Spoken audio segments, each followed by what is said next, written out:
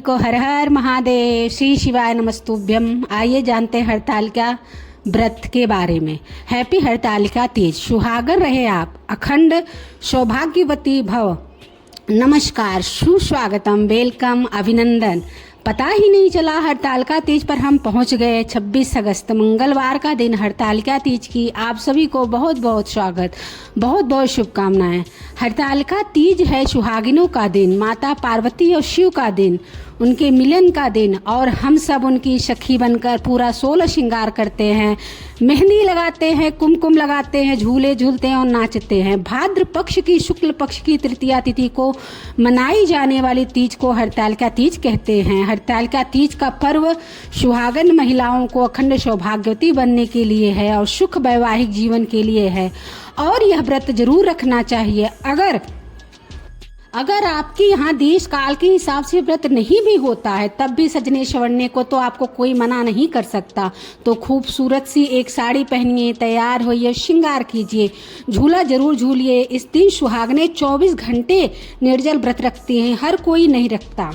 किसी के यहाँ करवा चौथ होता है तो कोई यह व्रत रखता है। इस व्रत में शिव और पार्वती की पूजा की जाती है, रात्रि में जागरण किया जाता है, दिन में झूले झूल दिए जाते हैं। माता पार्वती को तीज पर मेहंदी लगाकर हरी चूड़ियाँ अर्पण की जाती हैं, श्रृंगार अर्पण किया जाता है। महिलाएं खुद मेहंदी लगाती हैं, हरी चूड़ियाँ पहनती हैं, श्रृंगार करती हैं।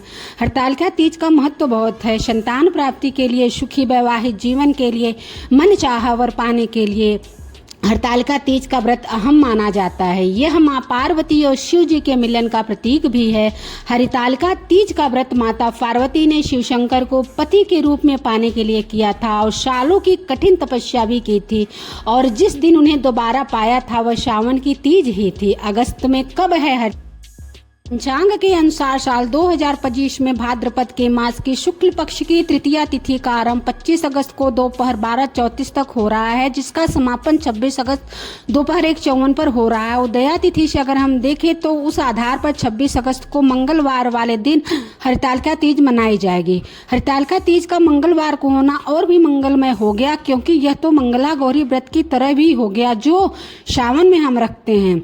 हरतालिका तीज पर आप माता पार्वती को सिंदूर अर्पण करें। सूर्य उदय पर सुबह सुबह जल्दी उठिए, उठकर अच्छे से कपड़े पहनकर और घर के अंदर माँ की पूजा कीजिए। फिर आप सामाजिक तौर पर बने हुए मंदिर में जाएं और इस दिन फुल ऑफ एनर्जी के साथ रहें, चाहे आपके यहाँ व्रत होता हो या ना होता हो। अगर आपके यहाँ व्रत नहीं भी होता तो भगवान की पूजा पाठ आराधना आपको जरूर करनी चाहिए, कोई मना नहीं कर रहा। हरतालिका तीज की पूजा की विधि बहुत ही आसान है। ब्रह्म मुहूर्त में उठकर स्नान आदि कर शुद्ध हरे रंग का साड़ी पहनकर 16 श्रृंगार करें और जेवर पहनकर बालों को बांधकर शुभ मुहूर्त में भगवान गणेश, भगवान शिव और देवी पार्वती की पूजा की जाती है। इसका फल हमें 100% मिलता है। हाथ जोड़कर व्रत का संकल्प लें और हाथ में चावल अक्षत लेकर संकल्प लें कि आप यह व्रत रख रही हैं। अपनी बेटियों के घर में सारा श्रृंगार का सामान भेजें, अपनी बहू को श्रृंगार का सामान दें।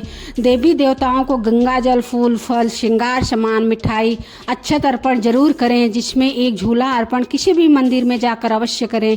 घेवर का भोग जरूर लगाएं। हरतालिका तीज पर भगवान की असीम कृपा आप पर बनी रहे। यह सुहागिनों का दिन है। सुहागिनें आपस में मिलती हैं, एक दूसरे के कपड़ों की तारीफें करती हैं, अपने पति की लंबी आयु के लिए व्रत रखती हैं, पूजा पाठ करती हैं, शिव चालीसा भी पढ़ती हैं, और सबसे बड़ी बात उनकी आर्थिक स्थितियाँ बड़ी रहे इसके लिए वो कुछ दान पुण्य भी अपने हाथ से जरूर करती हैं। 16 श्रृंगार करें, अपने पतिदेव के पैर छुएं, उनसे मांग भरमाएं। आज पति पत्नी दोनों एक ही जगह पर खड़े होकर शिव की परिक्रमा जरूर करें।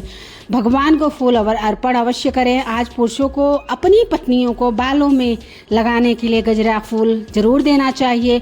अगर हरतालिका तीज आप अपने संतान की तरक्की के लिए रख रही हैं तो इस दिन आपको अपनी संतान के साथ शिव मंदिर जरूर जाना चाहिए। गायत्री मंत्र की माला जाप एक पाठ जरूर करना चाहिए।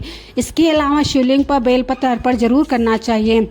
ऐसा करने से संतान के जीवन में खुशहाली आती है, और अभी तक आपको संतान नहीं है तो संतान की प्राप्ति भी होती है। हरतालिका तीज के दिन चुपचाप रहना चाहिए और पति पत्नी को हमेशा अपने प्यार को दूसरों से छुपाना चाहिए। एक प्यारी सी सेल्फी जरूर लेनी चाहिए ताकि आप दोनों की यादें हमेशा प्यारी बनी रहें। हरतालिका तीज वाले दिन आपको भगवान शिव और माँ पार्वती की पूजा आराधना अर्चना जरूर करनी चाहिए। साथ में गणेश की, कार्तिकेय की भी पूजा करनी चाहिए। भगवान गणेश की पूजा आराधना करने के बाद आपको हरतालिका तीज वाले दिन दान, आटा, चीनी, घी सब कुछ करना चाहिए। इस दिन आपको जो है चुपके से भगवान गणेश जी की पंचोपचार विधि से पूजन आराधना करनी चाहिए, दुर्वा उनको अर्पण करना चाहिए और उन्हें मालपुए का भोग भी लगाना चाहिए। इसके बाद आपको प्रदोष काल में भगवान की विधि विधान से मैया पार्वती और शिव को समक्ष श्रृंगार का सामान अर्पण करना चाहिए। आपको बता दूं, इस त्योहार में हरे वस्त्र, हरी चूड़ियाँ, हरे श्रृंगार का बहुत महत्व है। इस दिन आपको लाल हरी चूड़ियाँ महिलाओं को गिफ्ट और तोहफे के रूप में जरूर देनी चाहिए। पॉजिटिव सोचना चाहिए और पायल बिछिया सुहागन का प्रतीक है। तीज पर अवश्य पहने, मंगलसूत्र, सिंदूर भगवान को अर्पित करें।